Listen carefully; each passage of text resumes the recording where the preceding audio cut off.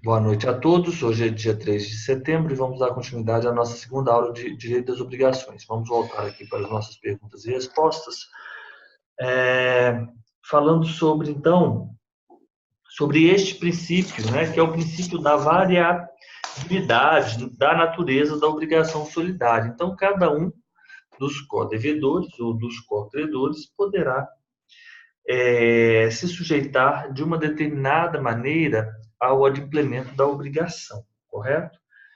Condição, né, é aquela que está sujeito a uma cláusula que deriva exclusivamente da vontade das partes, é futura, incerta, subordina os efeitos do negócio jurídico a evento futuro, incerto, tranquilo.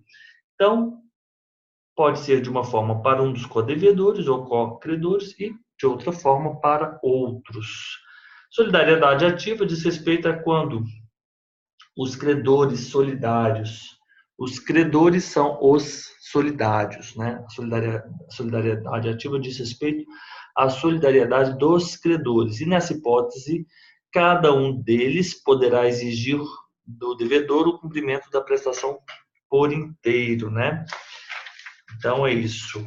Aí nós temos aí a prevenção judicial, que se, por exemplo, nós temos três credores, C1, C2 e C3, como nessa primeira hipótese, e o C1 demandou o devedor. Aí, o devedor, a princípio, regra geral, ele pode pagar a qualquer um daqueles credores, ao C1, ao C2 ou ao C3. Mas se ele tivesse demandado, aí, sim, aí não. Aí ele só pode pagar para aquele que demandou.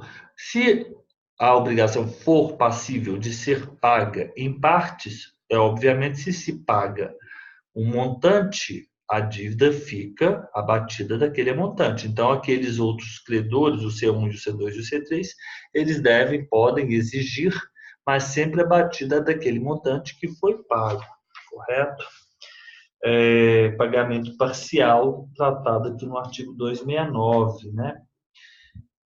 A questão do falecimento, por exemplo, se C1 falece, os herdeiros de C1 eles podem exigir, mas só mesmo o quinhão deles, daqueles herdeiros. Eles não podem, porque não há transmissão pela SESINE da solidariedade, correto? E aqui vamos trazendo regras bem específicas. Se a obrigação se converteu em perdas e danos, no caso nessa hipótese, né? Então, por exemplo, eles tinham direito a receber um animal. De qualquer forma, a perda deste animal, nessa hipótese dos credores que fazem jus àquele animal que está com o devedor, o animal é de três credores, a solidariedade persiste, a solidariedade subsiste nos termos do artigo 271. Então, aí vamos passando. Se o credor, por exemplo, ele remitir, ele perdoar, aí ele perdoou uma parte, subsiste. Se ele perdoa a dívida, ele vai responder pelos outros, né? Da mesma forma, quando ele recebe a dívida, ele recebe o adimplemento da obrigação, ele ainda fica para C2 e C3 obrigado perante C2 e C3, correto? O credor que tiver remitido a dívida, ou seja, o que tiver, ele perdoou a dívida ou recebido o pagamento, perdoou em parte, ou recebeu em parte, perdoou no todo, ou recebeu no todo, ele responderá aos outros pela parte que lhes caiba. Exatamente. Simples. As disposições da solidariedade ativa são muito simples. A um dos credores solidários não pode o devedor opor as exceções pessoais oponíveis aos outros, né? A um dos solidários. Então, por exemplo, se C1 exige a dívida do devedor, mas o C2 ele era credor nesse momento, mas anteriormente ele era devedor. O devedor ele não pode falar que não vai pagar a dívida C1 porque o C2 lhe deve alguma quantia. Não, não pode. A um dos credores solidários não pode o devedor opor as exceções pessoais oponíveis aos outros. Exatamente. Remissão do devedor, oposição de exceções. A atual redação do artigo 274 é um posicionamento do professor Fred Didier Júnior, que explica da seguinte maneira. Vou ler aqui o adendo, que estou seguindo aqui o livro da professora, Os Ensinamentos, a Doutrina, da professora Mônica Queiroz. Se um dos credores vai a juízo e perde, qualquer que seja o motivo, porque foi acolhido uma exceção comum ou uma exceção pessoal, essa decisão ela não tem eficácia em relação aos demais credores. Portanto, o julgamento contrário a um dos credores solidários não atinge os demais. Se o credor, entretanto, vai a juízo e ganha, essa decisão beneficiará os demais credores, salvo se o devedor tiver exceção pessoal que possa ser oposto ao outro credor que não participou do processo. Pois, em relação àquele que promoveu a demanda, os devedores nada mais podem opor. Correto? Então, é um ensinamento 274, consolidado do professor Fred Didier Júnior.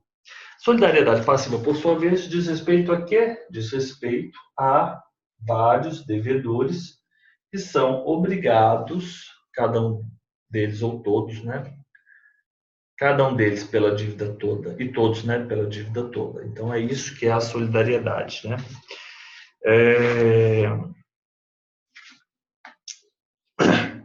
O credor ele pode exigir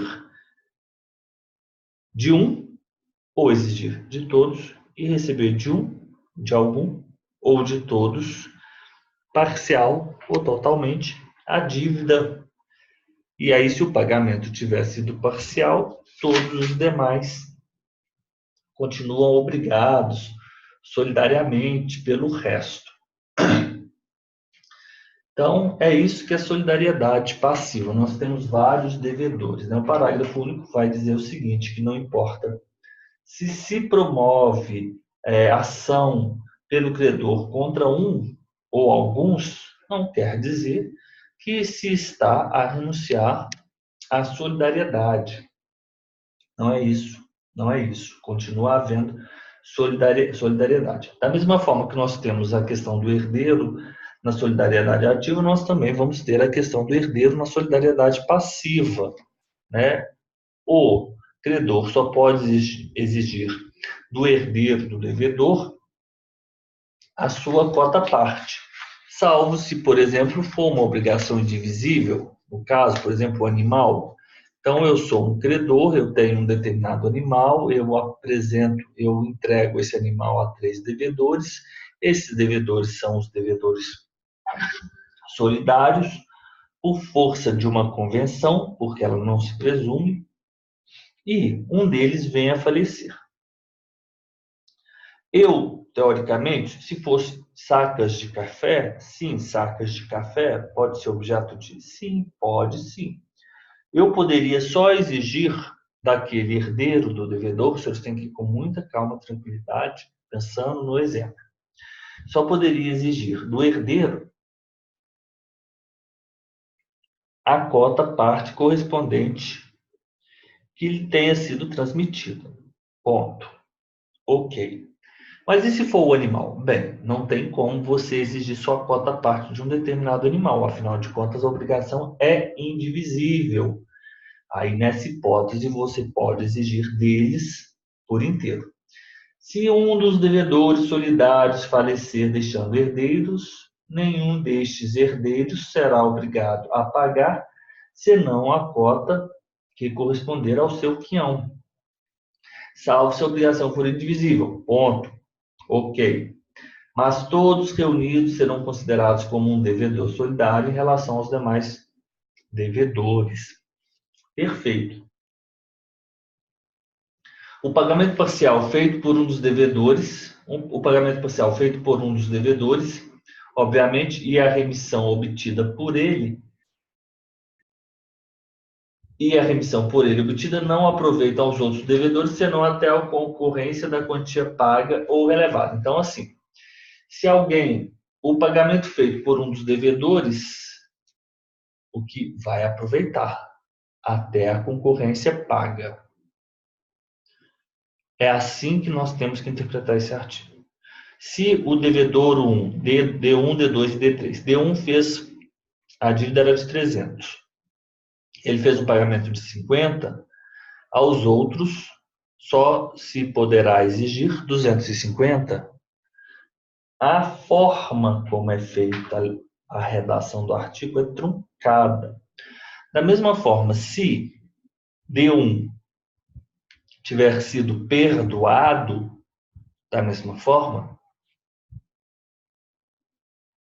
em R$ 50, só se poderá exigir 250, tanto de D1, de D2 e de D3, que são os devedores parciais. O pagamento parcial feito por um e a remissão por ele não aproveita aos outros devedores, se não, era melhor dizer. O pagamento parcial feito por um dos devedores aproveita até a quantia paga. Ponto.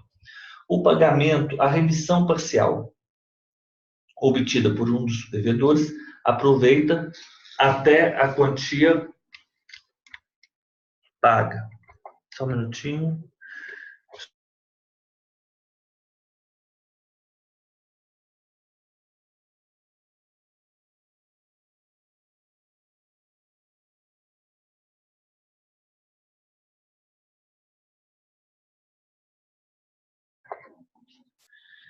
Ok, continuamos.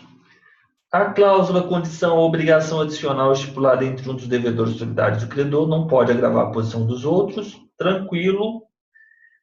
Impossibilitando-se a prestação por culpa de um dos solidários, todos têm um encargo de pagar o equivalente, mas perdas e danos só aquele que tiver dado causa. Tranquilíssimo, óbvio. Todos os devedores respondem pelos juros da mora, pelo atraso, ainda que a ação tenha sido proposta somente contra um deles. Mas o culpado responde aos outros pela obrigação acrescida. Então, quem é o responsável? Juros de mora, 280. Vamos dar uma olhada e vamos ver. 279 é aquela hipótese diante da impossibilidade da prestação, a consequência será o pagamento de valor equivalente.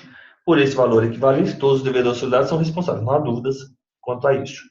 Se também for devida indenização por perdas e danos, somente quem tiver dado causa, né, será o responsável. Somente um daqueles devedores. No que diz respeito aos juros de mora pelo atraso no pagamento, óbvio, todos os devedores respondem, ainda que tenha sido proposta a ação apenas contra um deles. Os juros de mora vai ser apurados, né, nessa hipótese de ter havido o pagamento após a propositura de uma ação de cobrança, correto? O devedor culpado pelo acréscimo dos juros de mora responde aos demais. Então, se for juros de mora a ser apurados aí numa execução, numa propositura de uma ação, sim, todos. Mas quem foi o culpado de fato pela mora? Entre eles, há, entre os devedores, este questionamento. O responsável, no sentido de culpado, no sentido de ter dado causa, responderá aos demais pelo prejuízo. Vamos imaginar que o D1 seja insolvente. O devedor da insolvência, ele está falando aqui no artigo 281, o devedor demandado pode opor aos credores as exceções que lhe forem pessoais e é comuns a todos, por exemplo, comuns a todos. Prescrição. As pessoais, por exemplo, eu estou sendo exigido do credor que eu pague R$ 300, mas eu falo com o credor, você se esqueceu que você me deve R$ 100? Então, pagar-lhe-ei apenas 200. Essa é uma exceção que eu, devedor 1, tenho em relação ao credor.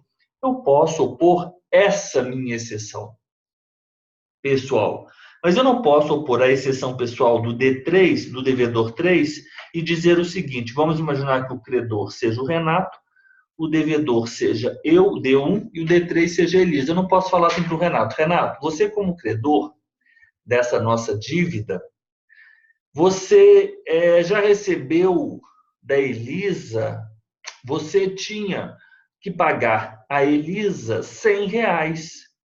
Você é credor, mas você era ao mesmo tempo devedor da Elisa em R$ 100. Então, eu só vou lhe pagar R$ 200. Isso é falso. Isso não é falso. Isso é inadmissível. Não é juridicamente possível. Porque a lei diz que eu só posso opor, como devedor, demandado pelo credor, as minhas exceções próprias, específicas, pessoais. Eu não posso opor a dos outros devedor àquele credor. Então, eu teria que pagar os R$ 300, sim, porque foi a mim que se dirigiu a demanda, porque é a mim que foi demandado. E é comum a toda a prescrição, houve a prescrição, então não há que se falar em especificidade. Essa dívida ela é prescrita, eu posso. Então é isso, o devedor não lhe aproveita ao devedor as exceções do outro codevedor. O credor pode renunciar à solidariedade em favor de um, de alguns ou de todos os devedores, né?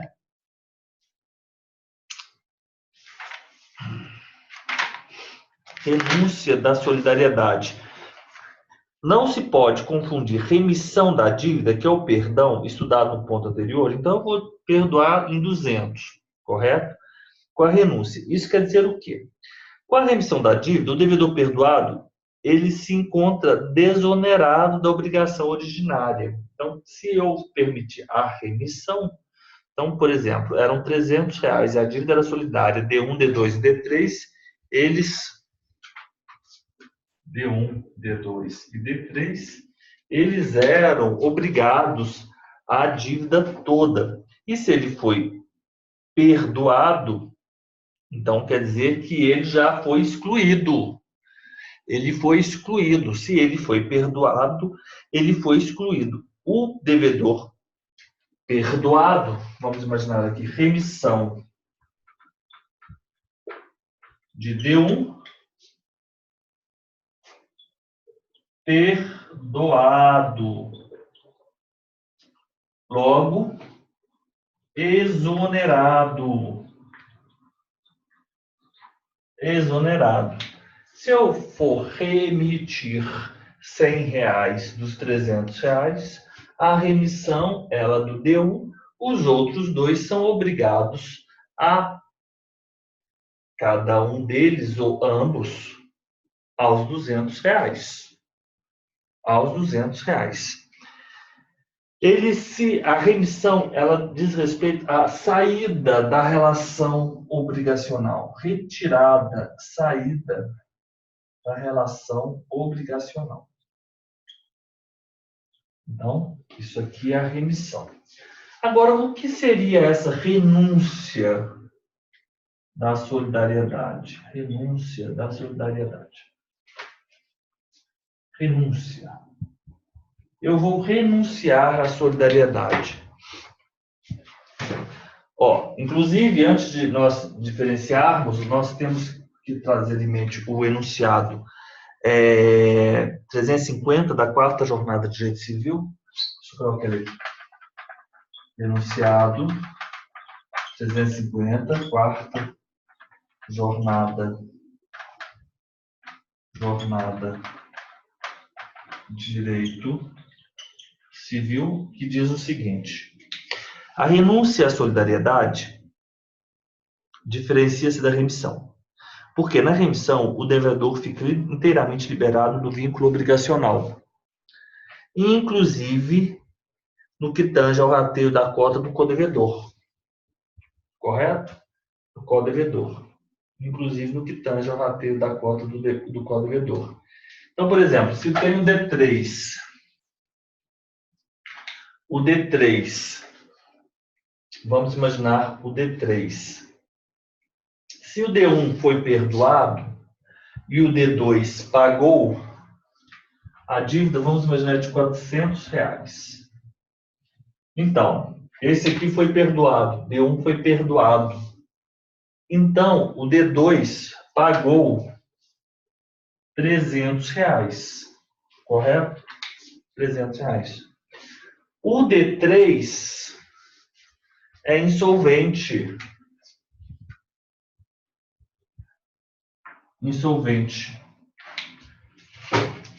Se eu tinha uma dívida de R$ 400 e foi perdoado 100, então agora a dívida é de R$ 300. D2 pagou R$ 300, correto? A princípio, vamos imaginar que não haveria D3 insolvente. Se ele pagou R$ 300, ele teria que se voltar contra D3 para receber 100 e contra D4. Voltando aqui. Houve a remissão de D1, portanto, ele é excluído. Ele não conta mais. D2 vai pagar a dívida é de R$ 400. A dívida é de R$ 400. D3 vai pagar ao credor 300. Então, ele se voltará para D3, que deverá pagá-lo R$ 100, e D4, que deverá pagá-lo R$ 100. Os senhores concordam? Porque a solidariedade, ela diz respeito a devedores e a credores. Essa solidariedade, ela não diz respeito a eles. Entre eles, a obrigação vai ser dividida. Os senhores entenderam? Vamos voltando? Vamos imaginar que D2, primeira situação, D2 tenha pago R$ 400. Ele fará jus a 100 de D1, ele fará jus a 100 de D4 e ele fará jus a 100 de D3. Ok? Claro, é isso aí. Vamos imaginar agora que o D4 era insolvente. Como fica? Ele faria jus a 100 de D1, a 100 de D3 e faria jus a 100 de D4, que vai ser repartido por eles. Ele deverá receber de D1 33, 33. Ele receberia de D3 33, 33. E, obviamente, ele teria o prejuízo de D4 e não receberia nada, que é o 33, 33. Ficou claro? Ficou claro, Elisa? Você sempre reparte o prejuízo. Aquele que não pagou os R$ 100, você divide por quantos seriam e cada um aporta aquele valor. Então, por exemplo, eu vou arcar com prejuízo de 33. Agora, vamos imaginar que esse D1 tenha sido remitido. Ou seja, remitido. A dívida não é mais de 400, a dívida agora é de 300, porque ele foi perdoado em 100. Como assim?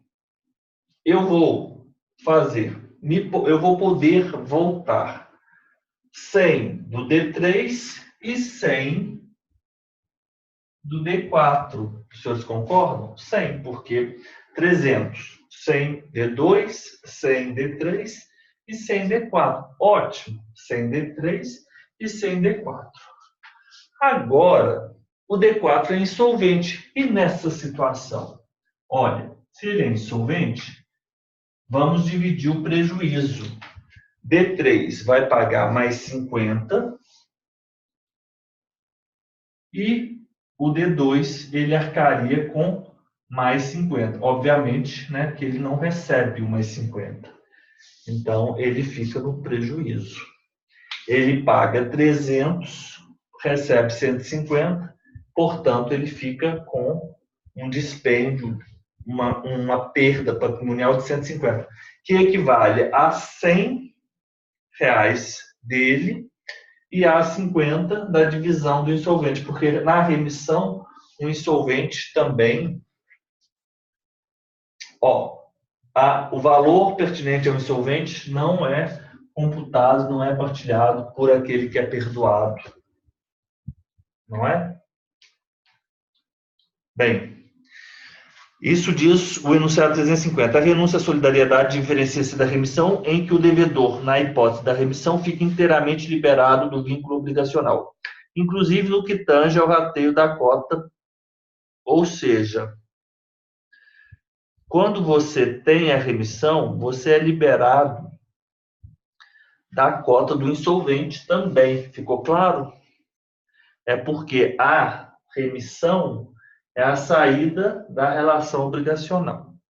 A renúncia à solidariedade, o credor abre mão apenas dos laços de solidariedade que existem entre o devedor beneficiado com a renúncia e os demais devedores. Assim, esse devedor beneficiado continuará devedor, porém apenas de sua cota parte. Isso representa vantagem a esse devedor, já que agora o credor não pode cobrar-lhe a dívida integralmente, pois, embora continue devedor, ele não é mais solidário. Por isso que o artigo 282 fala assim: o credor pode renunciar à solidariedade em favor de algum ou de todos os devedores. Isso quer dizer o quê? Eu vou escrever aqui. Vou voltar aqui para a tela cheia. Onde está aqui? Ah, já está na tela cheia. Vou voltar aqui. Renúncia é o credor abrir mão apenas da solidariedade. Significa abrir mão apenas da solidariedade. Abrir mão da solidariedade. Mas isso quer dizer o quê? Qual a relevância disso? Renúncia? É bom renúncia para mim, devedor solidário? Sim. Por quê? Porque eu não vou ser, por exemplo, nessa hipótese de 3 devedores, eu não serei exigido R$ 300. Eu sou devedor solidário? Sou, mas eu não vou ser exigido R$ 300. Olha só, eu vou ser exigido só 100. Eu continuo devedor, mas não posso ser exigido a dívida integralmente. Então é isso que nós temos que ter em mente. Continuo devedor, mas não posso ser exigido pela dívida toda. Ok, vamos ver se tem mais aqui. O credor pode renunciar à solidariedade em favor de alguns ou de todos. O devedor demandado pode opor 281 fácil. O 283, o devedor que satisfez a dívida por inteiro tem direito de exigir de cada um dos codevedores a sua cota, dividida-se igualmente por todos a do insolvente, e se o houver, presumindo-se iguais no débito às partes de todos os codevedores. É aquilo que eu falei para os senhores. Mas eu vou fazer um quadro melhor aqui. 283, eu chamo a foto antes aqui para os senhores.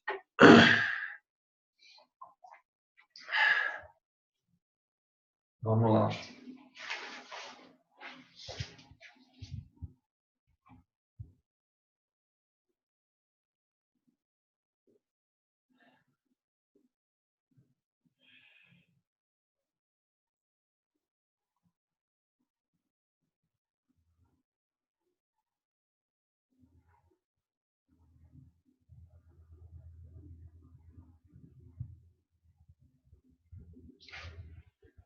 Gente, o Celso é uma pessoa incrível. Incrível. Você viu o que ele terminou de fazer?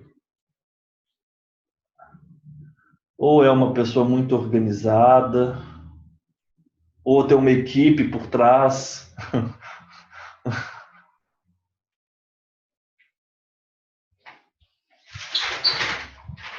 Você viu a documentação que ele apresentou aqui no grupo?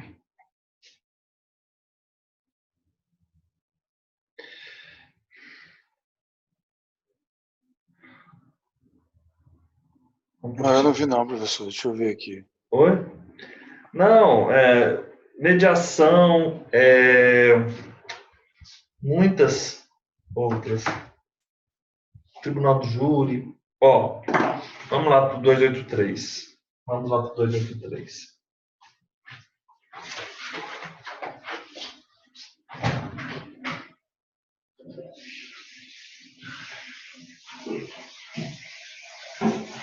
Ah, tá. No caso, as certidões, né? As comprovações dos pontos de título, né?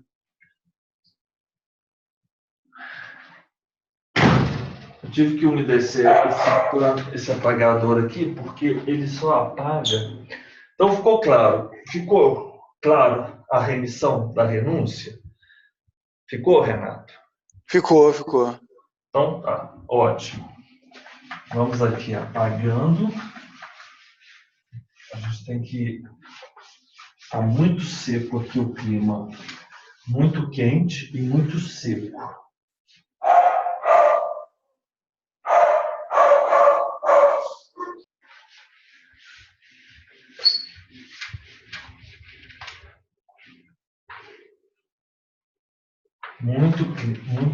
Muito seco o clima. Ó, vamos lá. Vamos lá. 283. O que eu quero fazer aqui no 283? Eu quero só fazer um quadro. Vamos imaginar que a dívida seja R$500. 283. A dívida seja R$500. O credor, ele vai ser identificado como credor. Nós vamos ter 5 devedores. O credor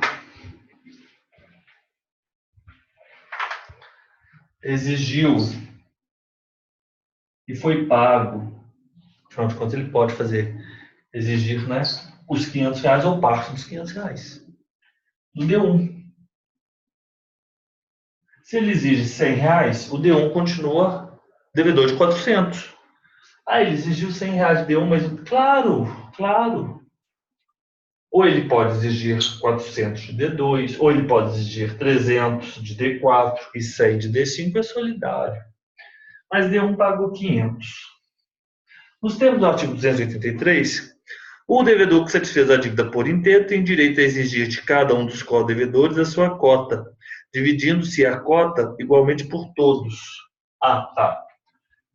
Então, quanto que cada um tem que pagar para ele? 100 do D2, 100 do D3, 100 do D4 e 100 do D5.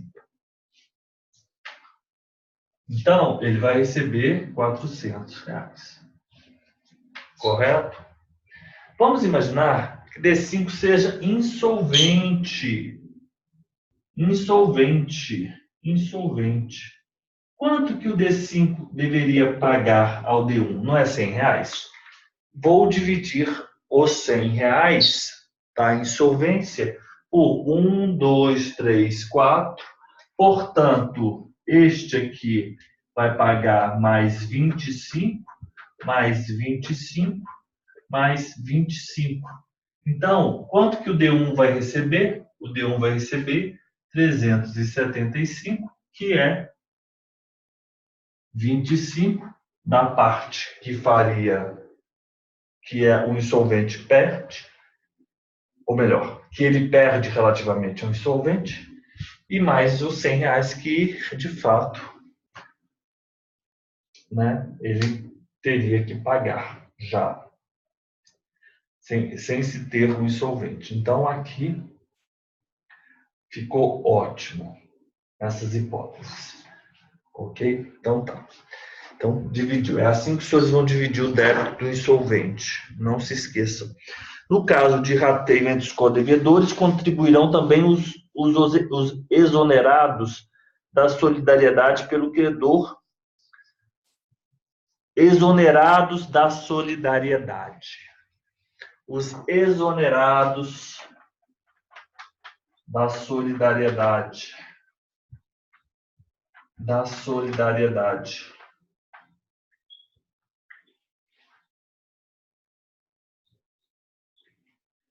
Claro, compartilham o valor pertinente ao insolvente. Correto? Claro. Então, pelo 284 e pelo Enunciado 350 da quarta jornada de direito civil, correto? Excluído da solidariedade, exonerado da solidariedade, é dizer o seguinte, ó, eu vou exonerar o D1. Isso quer dizer o quê? Ah, exonerei D1. Eu só posso exigir do D1 R$ 100. Ele não é mais solidário, então eu só posso exigir dele a cota à parte. Mas, e se o D5 for insolvente? Ah, ele terá que pagar R$ 100 e ainda a parte do insolvente. Correto? A insolvência, ela é, como os senhores podem observar, entre eles, não é entre o credor. Então, mais alguma coisa? Se o credor renunciar à solidariedade em favor de todos, obviamente estamos diante de uma obrigação integralmente fracionária, né? Já que cada um deverá apenas a sua cota à parte. Caso o credor renuncie à solidariedade de um ou mais devedores, a solidariedade dos demais subsistirá com a cota do que se beneficiou com a renúncia, subtraída do valor integral da dívida. 282, parágrafo único. Ou seja, vamos imaginar o seguinte.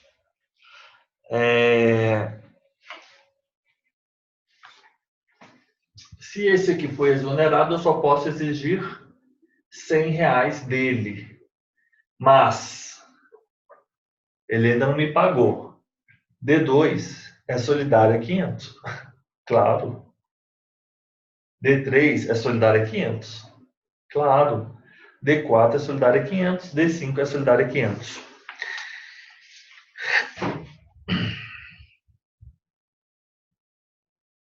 Professor, Ah, não, perdão. Falei um equívoco, cometi um equívoco. Ó, o enunciado 349, ele traz uma solução melhor que a minha. Ele traz uma melhor solução que a minha, que eu apresentei. Exonerado da solidariedade, a solidariedade permanece, mas só do quanto menos o valor do exonerado. eu ia perguntar. Quanto o valor do exonerado, claro, né? Então, é isso. A solidariedade desses aqui, na remissão, nós temos que ter em mente o enunciado 349, que é uma solução menos favorável ao credor, que é a que eu apresentei aos senhores. Enunciado 349, interessante, 349, quarta jornada do direito civil. Quarta jornada de direito civil. O que diz isso? Com a renúncia da solidariedade, quanto a apenas um dos devedores solidários, vou até marcar aqui, o credor ele só vai poder cobrar do beneficiado a sua cota na dívida. Ok, renunciei. Não é a renúncia da solidariedade é diferente da remissão. Com 2 S em remitir. Ok, renunciei. Mas permanece a solidariedade contra os demais devedores abatida do débito a parte correspondente ao beneficiado pela renúncia. Então, os senhores não podem se esquecer.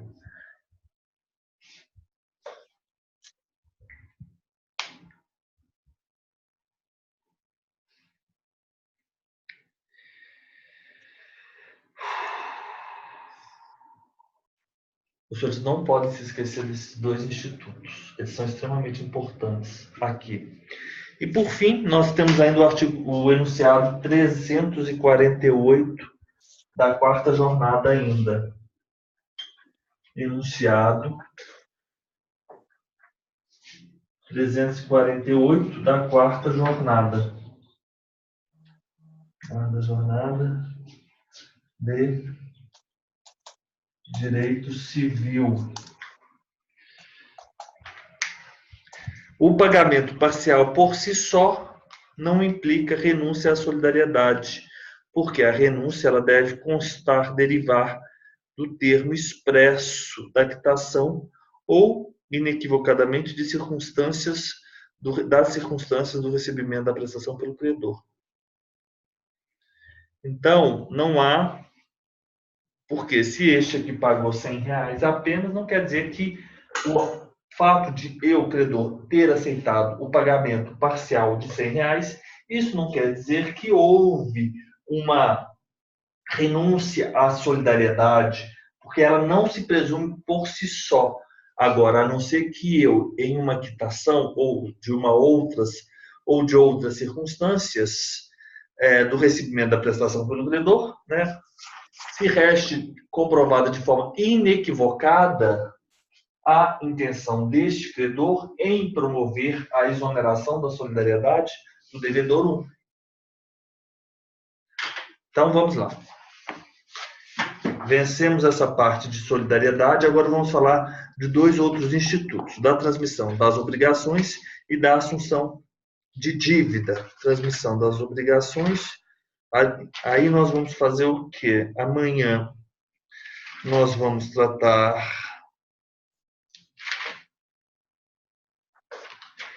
do adimplemento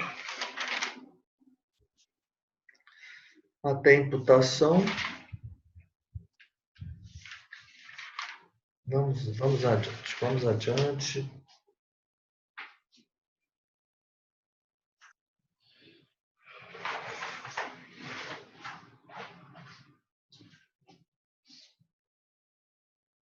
Vou tirar uma foto aqui.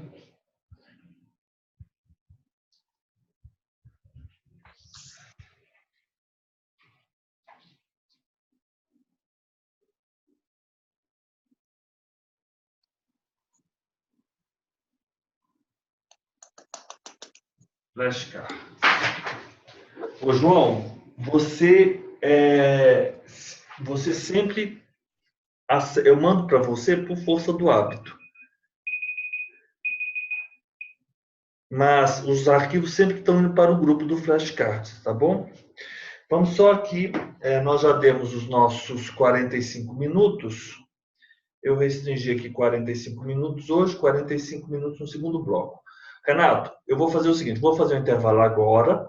Nós vamos fazer jus hoje a 5 minutos, tá bom? 5 minutos. E aí nós voltamos daqui a pouco.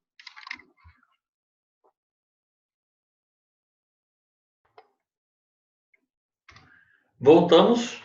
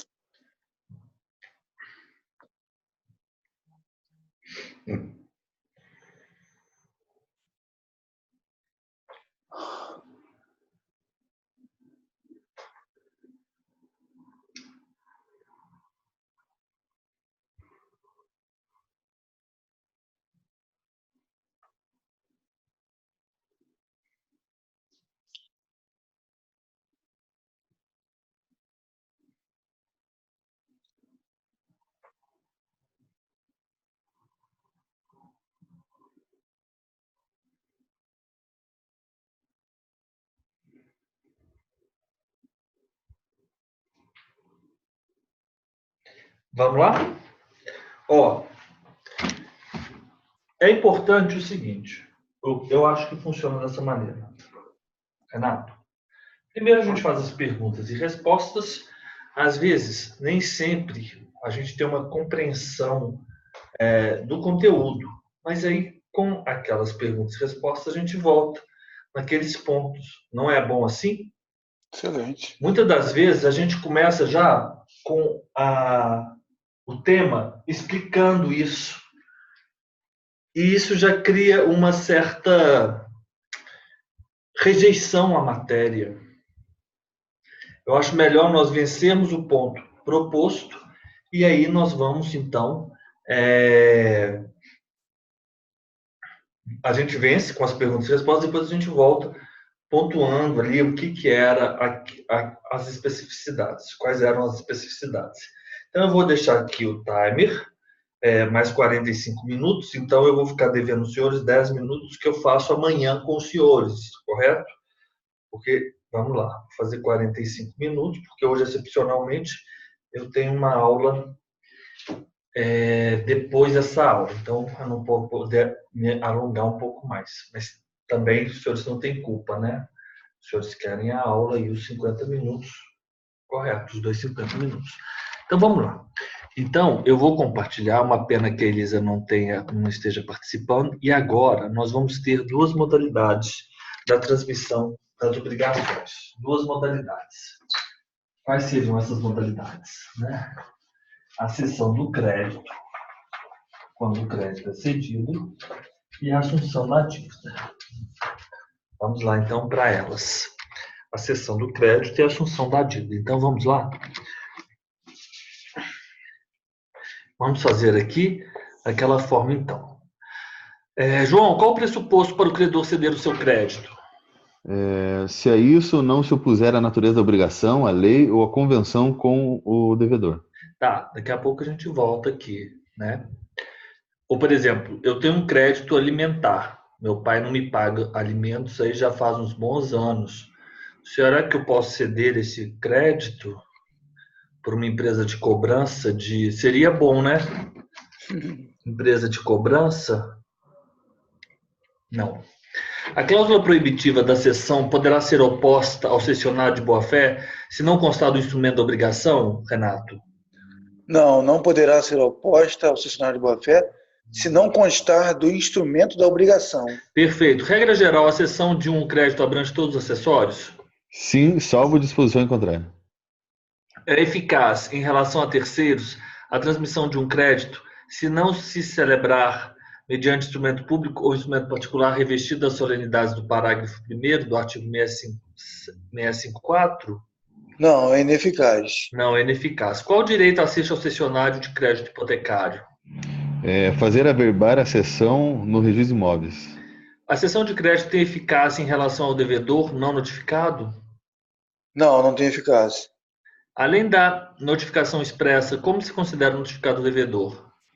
Em escrito público ou particular, se declarou ciente da cessão feita. Qual a cessão que prevalece nas hipóteses de ocorrer várias cessões do mesmo crédito? A se completar com a tradição do título do crédito cedido. Fica desobrigado o devedor que, antes de ter conhecimento da cessão, paga ao credor primitivo? Sim, fica desobrigado. Fica desobrigado o devedor que, no caso de mais de uma cessão notificada, paga ao cessionário que ele apresenta com o título de cessão o da obrigação cedida? Sim, fica desobrigado. Quando o crédito constar de escritura pública, o que prevalecerá? A prioridade da notificação. Pode o cessionário exercer os atos conservatórios do direito cedido independentemente do conhecimento da cessão pelo devedor? Sim, pode. Quais as exceções o devedor poderá opor ao cessionário? As exceções que lhe competirem, bem como as que, no momento em que veio a ter conhecimento da cessão, tinha contra o cedente. Ainda que o cedente não se responsabilize, a lei atribui ao cedente responsabilidade perante o cessionário na cessão por título oneroso. Qual responsabilidade cabe ao cedente? Pela existência do crédito ao tempo em que lhe cedeu. É aquilo que eles falam, né? Pró-soluto, né? Pró-solvendo. Pró-soluto, eu só vou me responsabilizar pela existência, não pela solvência, né? Ainda que o cedente não se responsabilize, a lei atribui ao cedente a responsabilidade perante o cessionário nas cessões por título gratuito se tiver procedido de má-fé. Qual responsabilidade cabe ao cedente? A existência do crédito ao tempo em que ele cedeu. O cedente, regra geral, responde pela solvência do devedor? Não, não responde.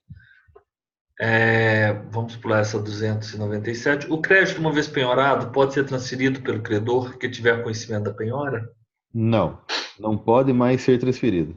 Exato. O crédito, uma vez penhorado, não pode mais ser transferido pelo credor que tiver conhecimento da penhora. O devedor que paga o crédito penhorado, não tendo notificação dela, fica exonerado? Sim, fica exonerado, subsistindo somente contra o credor os direitos de terceiro. Agora vamos tratar da assunção de dívida. Assunção de dívida. Como se caracteriza a assunção da dívida, João? É facultado a terceira assumir a obrigação do devedor com o consentimento expresso do credor, ficando exonerado o devedor primitivo, salvo se aquele, ao tempo da assunção, era insolvente e o credor o ignorava. Exato. Qual das partes pode assinar prazo ao credor para que consinta na assunção da dívida?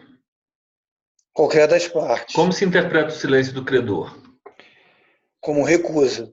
Como serão consideradas, a partir da assunção da dívida, as garantias especiais dadas pelo devedor primitivo ao credor? Salvo sentimento expresso do devedor primitivo, considera-se extintas. Elas consideram-se extintas, né, salvo sentimento expresso do devedor primitivo. O que a lei dispõe na hipótese de a substituição do devedor vier a ser anulada? Restaura-se o débito com todas as suas garantias, salvo as garantias prestadas por terceiros. Se a substituição do devedor vier a ser anulada, restaura-se o débito com todas as suas garantias, salvo as garantias prestadas por terceiros. Em que hipótese o débito será restaurado com todas as garantias, inclusive aquelas prestadas por terceiros? Se o terceiro conhecia o vício que inquinava a obrigação. O novo devedor pode opor ao credor as exceções pessoais que competiam ao devedor primitivo? Não, não pode. Não pode. O que pode fazer o adquirente de imóvel hipotecado? Tomar a seu cargo o pagamento do crédito garantido. Tomar a seu cargo o pagamento do crédito garantido. Perfeito. O que se entende se o credor notificado não impugnar em 30 dias a transferência do débito? Entender-se-á dado o assentimento. Agora, só vamos passar aqui para o adimplemento e extinção das obrigações do pagamento antes de nós voltarmos aqui na seção do crédito.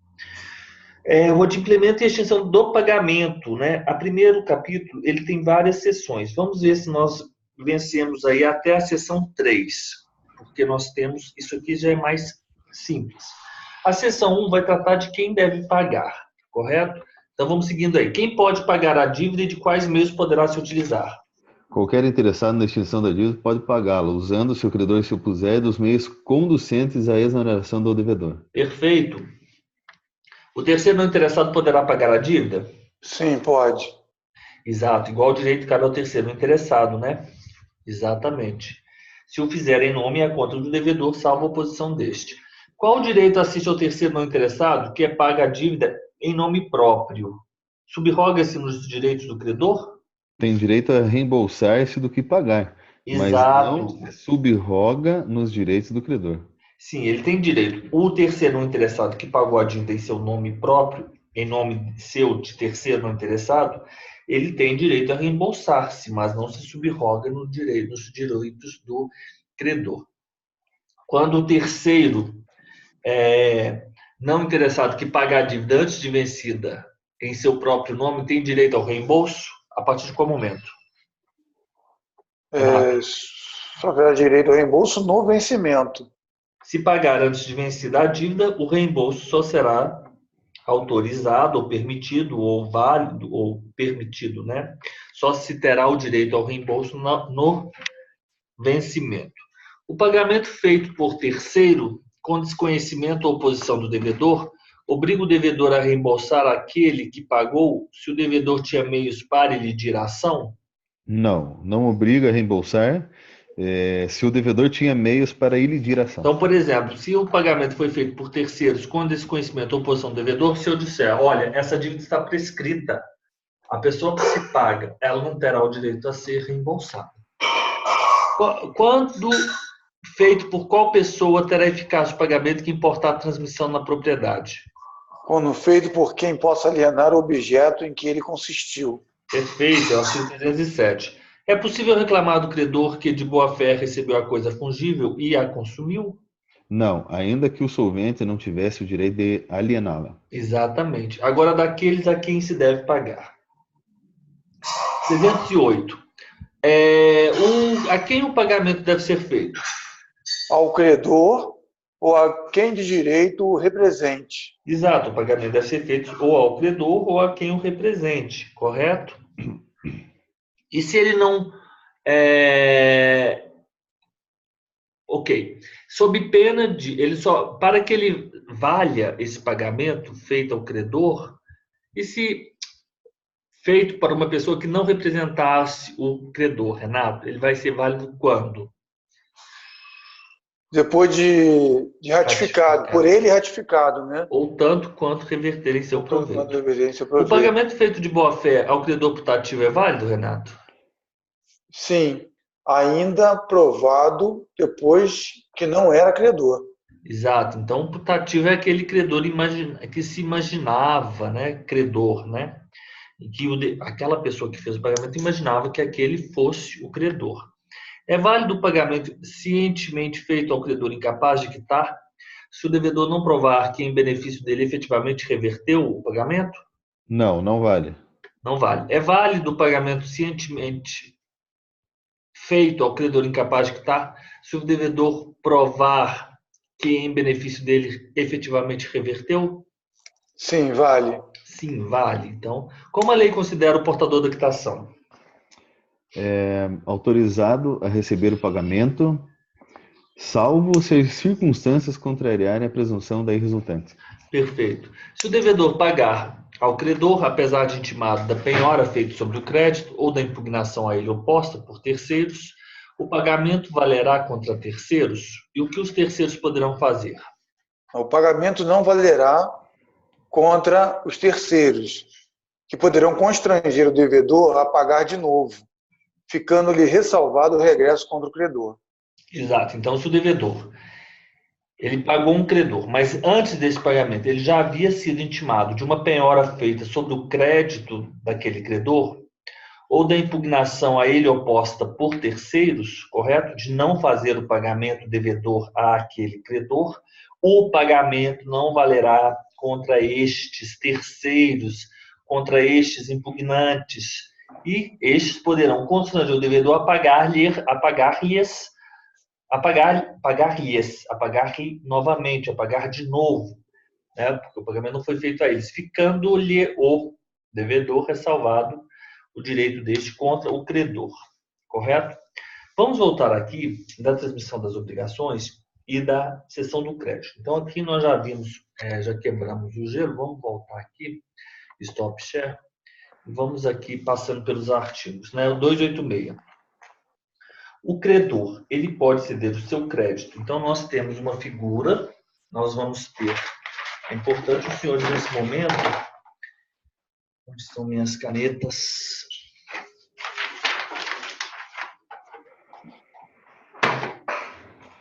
Aqui elas. Não, tá faltando.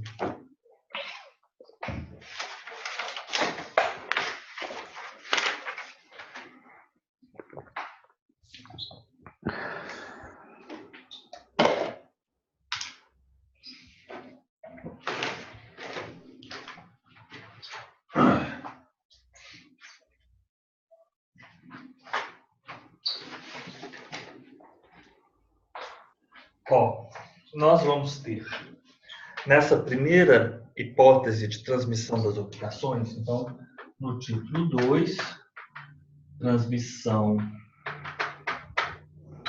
das obrigações, nós vamos ter o capítulo 1. O capítulo 1, ele vai tratar da cessão de crédito. O que diz isso? O que é isso? Ó, primeira hipótese, o primeiro passo para os senhores aprenderem essa temática é o esquema. Nós vamos ter um credor. Esse credor, ele faz face a um devedor e ele tem o direito de receber uma prestação deste devedor, correto? Nós já vimos aí que essa prestação, que o objeto que há entre credor e devedor é a prestação, correto? E essa prestação ela pode ser tanto uma positiva, que é um dar ou fazer, quanto uma negativa, não fazer. Mas, obviamente, aqui nós estamos falando de uma entregar, né, dar. A gente está tratando aqui da cessão de crédito, né? Então tem um cunho pecuniário aí. O credor, ele tem o direito de receber do devedor, e o devedor ele tem o dever de pagar o crédito. O devedor ele tem a dívida e tem o dever. Se lembram disso? Se lembram disso? Que eu não vou falar aqui o alemão, porque os senhores obviamente vão ficar constrangidos com minha pronúncia e vão ficar com inveja. Então eu vou falar em português mesmo. Isso é a dívida e o dever de pagar a dívida. Se lembram disso? É a dívida e o dever de pagar a dívida. Eu esqueci de falar sobre isso. Não adimplindo a obrigação, vai surgir o quê? O Haftung, que é o dever, é a responsabilidade. Responsabilidade. A dívida, a obrigação que tem o Schuld, o Haftung, é o que nós chamamos de obrigação civil, ou obrigação perfeita. Se lembram disso? Obrigação civil, obrigação perfeita.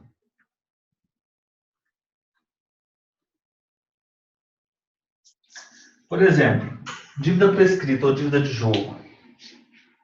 Eu tenho a dívida, mas eu não tenho o dever. Por isso ela é imperfeita. Mas, se eu faço o pagamento, eu não posso ter a repetição do débito. Afinal de contas, de fato, a dívida existia. Mas ela é uma dívida imperfeita, porque se eu não faço, eu não tenho, não é que surge o Haftung, a responsabilidade. Correto? Então, o Schuld é tanto dívida quanto dever de pagar a dívida, porque eu tenho uma dívida. Tá, mas qual é a minha dívida? A dívida é uma dívida prescrita. Eu tenho a dívida, mas eu não tenho o dever de pagar mais essa dívida. Ou eu tenho uma dívida de jogo, eu tenho uma dívida, mas eu não tenho mais eu não tenho o dever legal jurídico de pagar essa dívida. Portanto, não havendo cumprimento do meu dever, não há que se falar em no exsurgimento, se é que eu posso utilizar dessa forma, não exsurge-se a responsabilidade. Portanto, ela não é uma obrigação civil, uma obrigação perfeita. Ok, vou deixar aqui. Eu vou tirar uma foto antes que eu me esqueça.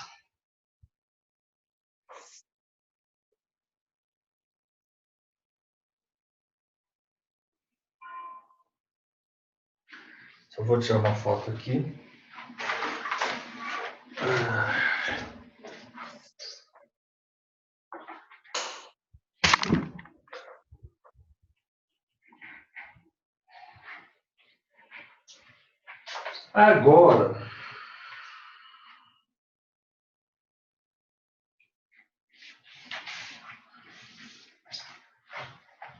Agora, esse quadro é o seguinte.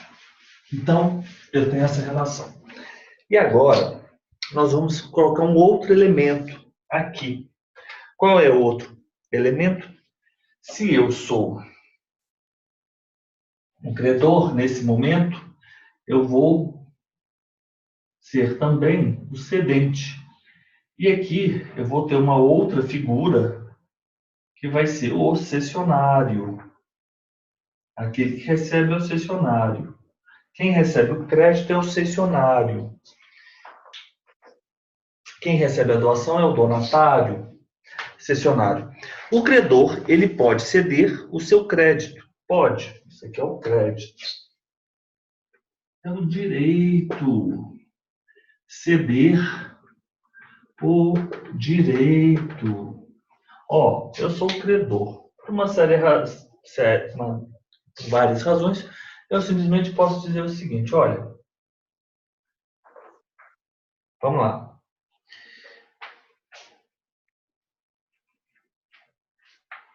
Eu tenho esse direito a receber deste devedor, cedente.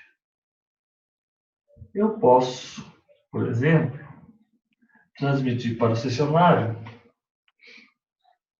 porque o cessionário agora me fez uma venda e me transmitiu um determinado objeto. Correto? Um exemplo. Mas não pode ser cedido se a natureza da obrigação não permitir, ou a lei ou a convenção com o devedor também não a permitir. Ok. Então, desde que não haja lei, uma convenção, exceto lei, convenção, acordo. E a natureza é alimentar. A natureza da obrigação. Então, não pode haver. A cláusula proibitiva da cessão, se é cláusula que consta num instrumento celebrado entre credor e devedor, na qual há expressamente por parte do devedor a declaração de que não se pode ceder este crédito, ela não pode, ou seja, essa cláusula ela não pode ser oposta ao cessionário de boa-fé se não constar do instrumento da obrigação. Cessionário recebeu o crédito.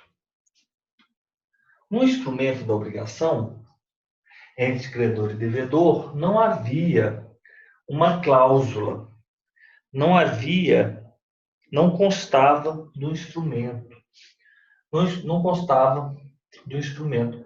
Ele é de boa fé. Ele é de boa fé. Recebeu o crédito. Obviamente, vai se movimentar para fazer exigir o seu crédito, agora como cessionário, do devedor.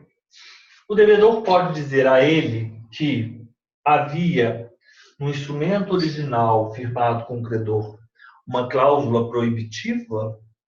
Não pode. Por quê? Porque ela não constava e ele estava de boa fé. Portanto, o devedor, ele obrigatoriamente deverá honrar o seu crédito frente ao cessionário de boa-fé. É isso que nós temos aqui no 286. Salvo disposição em contrário, a cessão de um crédito, então, vai abranger os acessórios. Deixa eu buscar um exemplo aqui da professora. Vamos ver aqui um exemplo.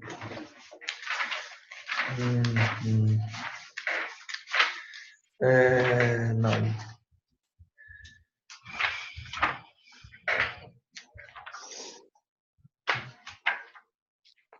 Citação da prova, teste positivo, da conversão,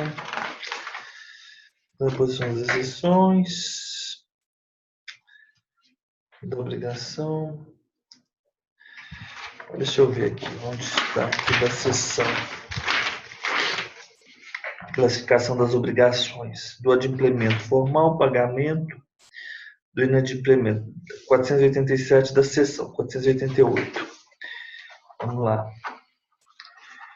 488.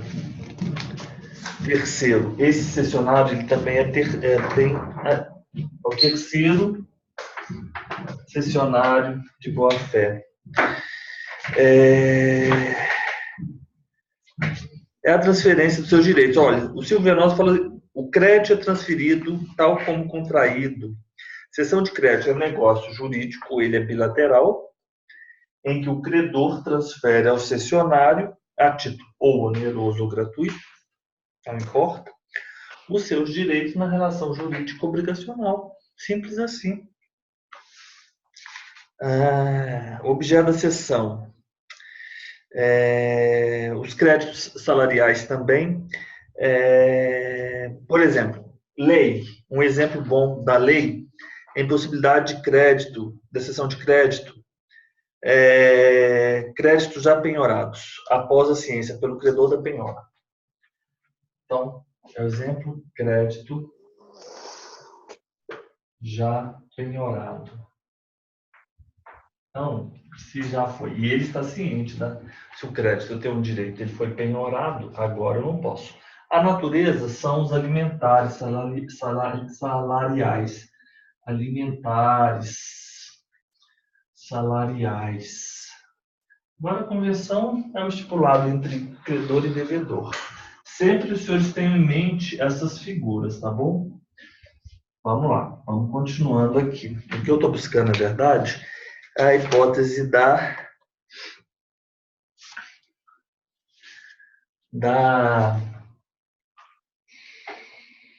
dos acessórios. Aqui, um nome latim, que é o pactum de non cedendo.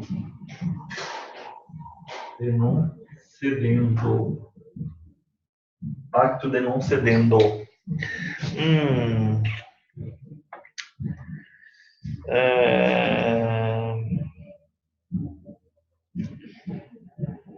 Simplesmente o que eu tinha pensado mesmo. Juros, multas, garantias em geral.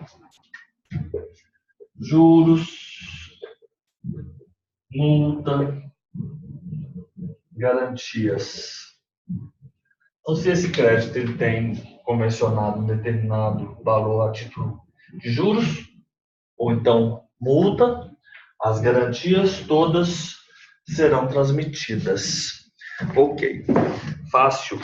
É ineficaz em relação a terceiros a transmissão de um crédito se não se celebrar mediante instrumento público ou particular, obedecidas às formalidades do 654, parágrafo 1º. Instrumento público ou particular com 654, parágrafo 1º. O que diz o 654, parágrafo 1º? Então, vamos todos lá. Capítulo 10, os contratos em espécie, mandato, seção 1, disposições gerais. Todas as pessoas capazes, elas são aptas para dar procuração mediante instrumento particular, que valerá desde que tenha a assinatura do outorgante. O instrumento particular deve conter a indicação, lugar onde foi passado, qualificação do outorgante outorgado, a data e o objetivo da outorga com a designação e a extensão dos poderes conferidos. Ok? O instrumento particular deve conter a indicação do lugar onde foi passada, a qualificação do outorgante e do outorgado, a data e o objetivo da outorga com a designação e a extensão dos poderes conferidos. Então, particular, desde que contenha a indicação do lugar onde foi passado, qualificação do outorgante e do outorgado, a data e o objetivo da outorga com a designação e a extensão dos poderes. Vamos lá.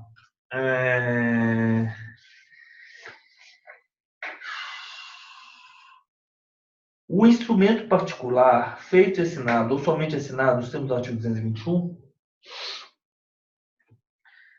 Código Civil 221. O instrumento particular, feito e assinado, ou somente assinado, por quem esteja livre,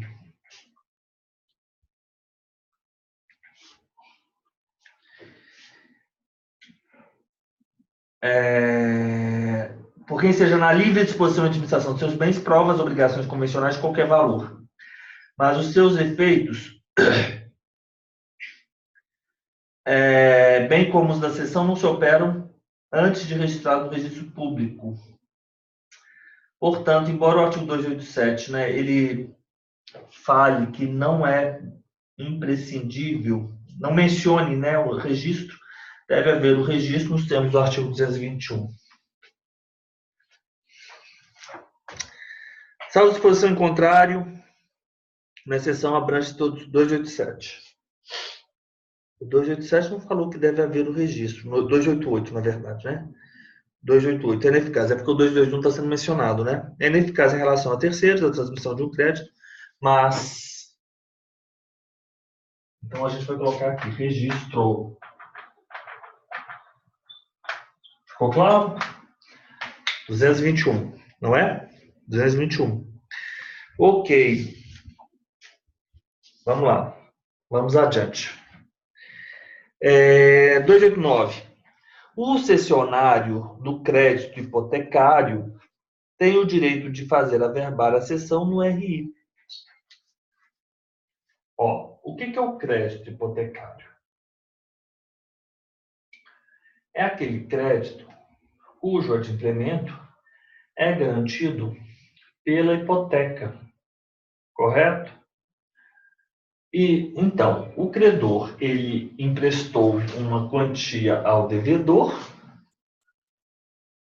O devedor, ele, em contrapartida, prometeu adimplir a obrigação, mas para garantir o adimplemento dessa obrigação, ofereceu o determinado imóvel dele, devedor, como garantia para o adimplemento daquela obrigação. Esse credor, ele tem o crédito, mas ele tem uma garantia que vai, obviamente, garantir o adimplemento daquela obrigação. E esse crédito foi transferido ao cessionário. Portanto, o que fará jus o cessionário nos termos do artigo 289? O cessionário de crédito hipotecário, ele tem o direito de fazer averbar a cessão no RI. Por quê?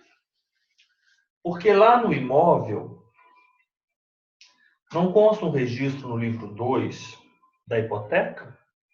As hipotecas legais, judiciais e convencionais, elas não são registradas no livro 2. Então, o que consta lá no registro da hipoteca? Do hipoglós, né? Oi? Do mnemônico do hipoglós. Ah, você lembrou! Isso aí, João. Muito bem. Guardou, João? Gostou do mnemônico, João? Eu assisti essa aula hoje à tarde. Ah, é? Daí E eu já aí, lembrei. você gostou do mnemônico? Bacana, muito, muito bom, show de bola. Oh, que bom. Importante é que você pratique, viu, João? Porque na hora ali a gente vai se lembrando, né? A instituição do bem de família, o contrato de locação, a hipoteca legal judicial. As hipotecas aí tem o penhor, o senhor de máquinas e aparelhos, a penhora sequestros, enfim. As servidões em geral, usufruto e uso, imóveis, habitação, as rendas, convenções artificiais e por aí vai. Ok, mas o que eu preciso agora? Tá. É porque lá na hipoteca consta quem é o devedor e quem é o credor, correto? Lá no registro consta quem é um e quem é o outro. Ótimo. Então, eu vou ter o direito de averbar, porque agora, senhores concordam que o novo credor hipotecário é o cessionário? Então, vocês vão averbar, conferido a ele o direito de averbar a cessão no RI. Averbar a cessão no RI. Ótimo. Vamos adiante. 290. A cessão não tem eficácia em relação ao devedor, senão quando a este notificada. Então, a cessão deve ser notificada. Cessão notificada ao devedor. Ótimo. A cessão só pode ser, só tem eficácia em relação ao devedor, senão quando a este notificada. Mas notificado se tem o devedor que, em escrito público ou particular, se declarou ciente da cessão feita. A cessão, ela só é eficaz perante o devedor, cessão só eficaz perante o devedor. A cessão, ela é só eficaz perante o devedor, depois de notificado ao devedor. Quando ele vai ser notificado? Por instrumento público ou instrumento particular. Instrumento público ou instrumento particular. Escrito, na verdade. Escrito público. Escrito público.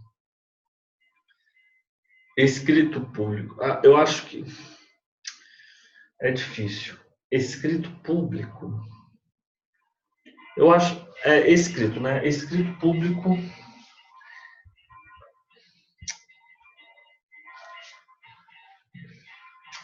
Escrito público, eu acho que nós vamos utilizar como sinônimo de instrumento público.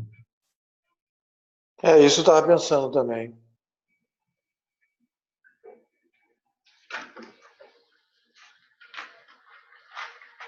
É a forma, né? Eu acho que essa é a melhor interpretação. 290, fácil, fácil, fácil. Ocorrendo várias sessões do mesmo crédito, prevalece a que se completar com a tradição do título. Então, aqui a sessão eficaz, sessão 290, ela só é eficaz perante o devedor, mas ele se tem por notificado. Então, várias sessões, nós temos aqui 291, várias sessões,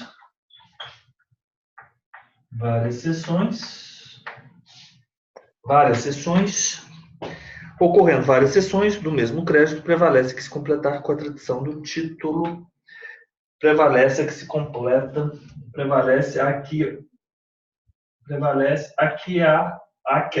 aquela em que há a tradição.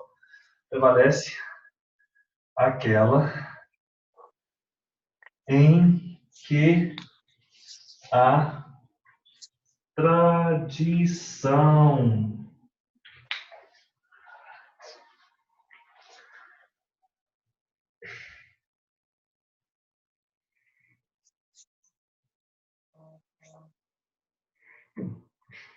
R$ 292.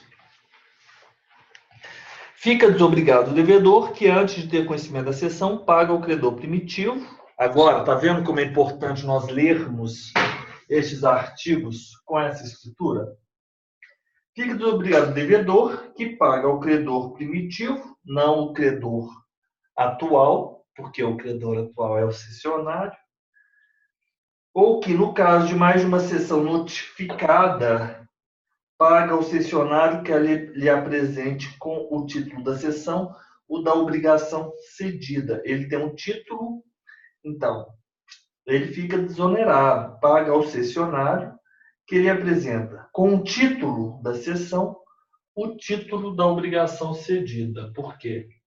Esse aqui, concordam comigo que é um título, é um direito? E essa forma, ela não foi instrumentalizada com outra maneira?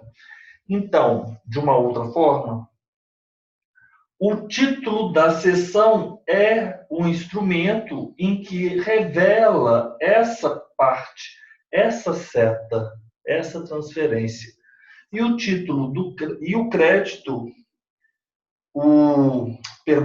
o título da cessão que se apresente, paga ao cessionário que lhe apresenta com o título da cessão, esse título, né, com o título de cessão, o da obrigação cedida, o título da obrigação cedida. Então, ele vai indicar ao devedor, né, que houve essa seta e ele também tem esse título. Então, ele indica que ele tem a obrigação, o título, né, que origina-se dessa relação devedor e credor, e ele também tem um outro título, que é o título que mostra a transferência dele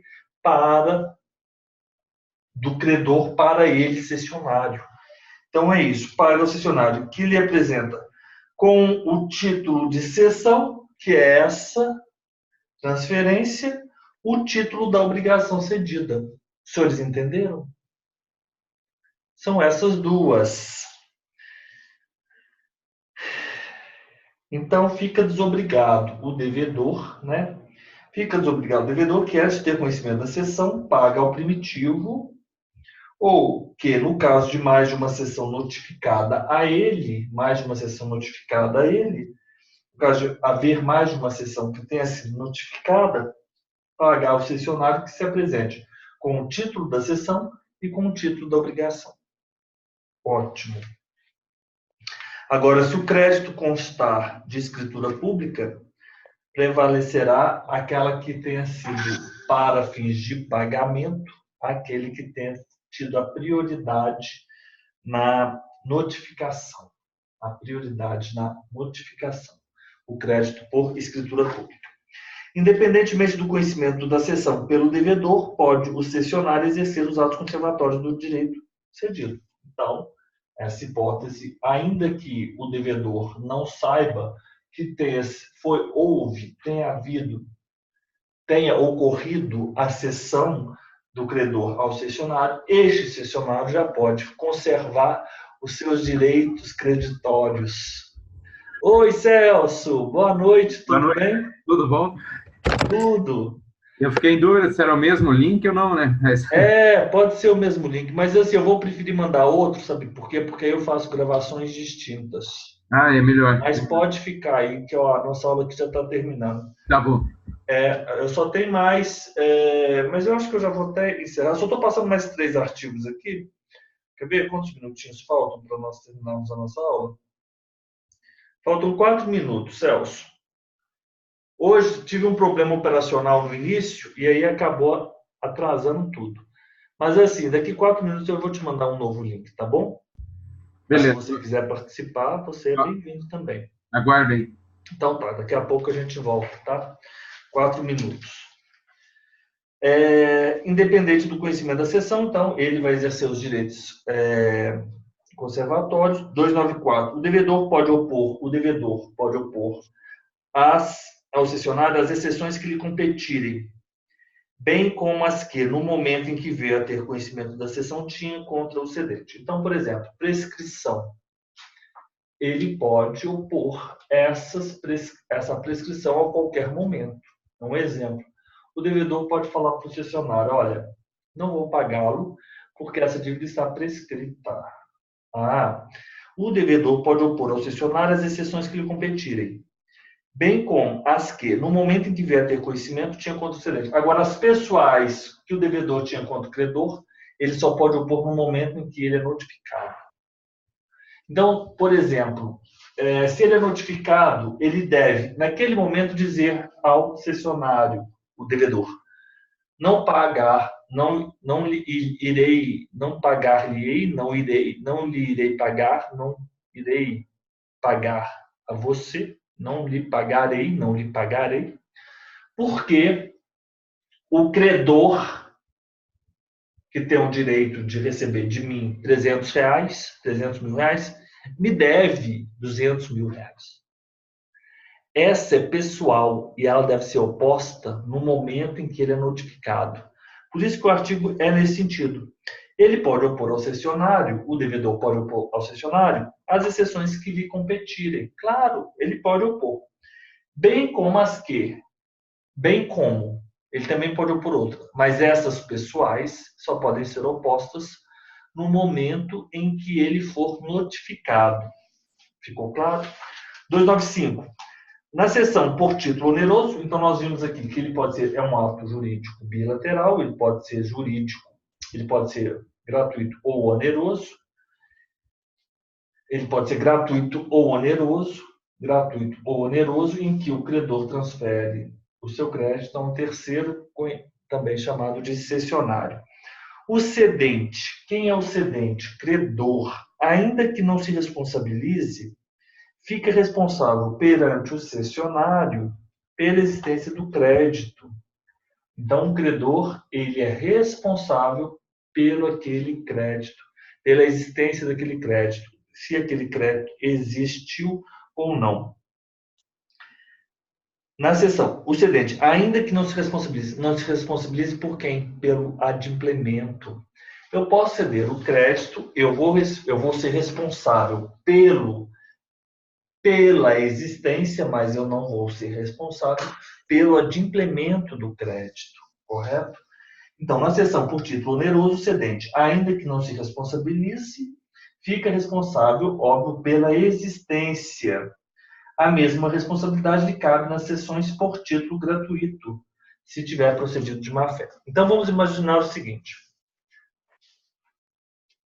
A título gratuito, ele não vai se responsabilizar nem pela existência e nem pela solvência, pelo adimplemento. A título gratuito, ele não tem responsabilidade nenhuma. Agora, se ele cedeu e ele estava de má fé, aí ele vai ter uma responsabilidade pela existência. É a mesma responsabilidade que tem um credor que cede onerosamente ao cessionário o seu crédito, correto? Por isso que ele fala, na cessão por título oneroso, o cedente, ainda que não se responsabilize, fique sempre responsável pela existência, por título oneroso, correto? Então, ele pode ceder, mas ele não vai ser responsável pela solvência, mas ele vai ser responsável pela existência do crédito. Na gratuita, ele não vai ser responsável nem pela existência, nem pela solvência, mas se ele tiver cedido de má fé gratuitamente, ele sim vai ter a mesma responsabilidade daquele cedente que cede a título oneroso, ou seja, ele vai ser responsável pela existência. E aí vem o artigo 296. A não ser que haja uma estipulação em contrário, o cedente nunca vai responder, regra geral, pela solvência do devedor. Por quê? Porque essa é a seção pró-soluto. Eu lembro uma vez que eu vi um mnemônico que era bem interessante. Falou, soluto é só chora. Não é o só luto, você está no luto. Então, quem está no luto só chora.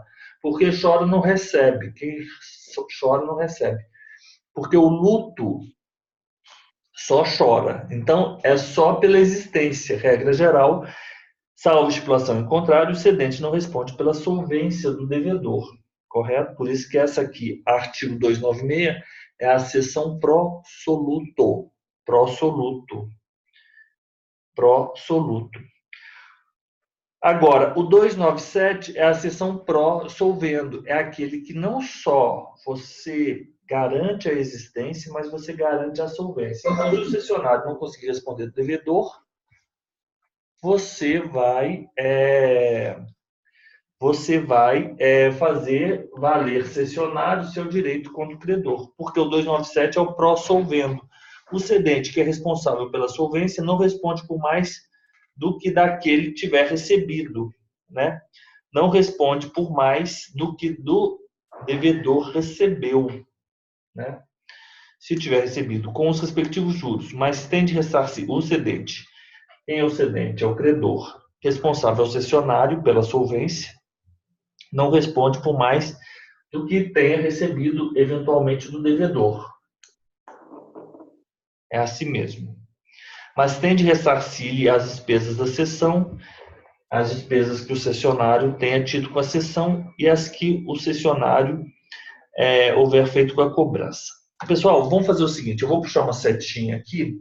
Amanhã nós voltamos nesse artigo 297 e 298. E amanhã continuamos com o nosso cronograma, né? Porque eu tenho esse compromisso e eu ainda tenho que respirar 4 minutinhos antes de dar continuidade à próxima aula. Mas os senhores também, caso queiram, os senhores são convidados a participar.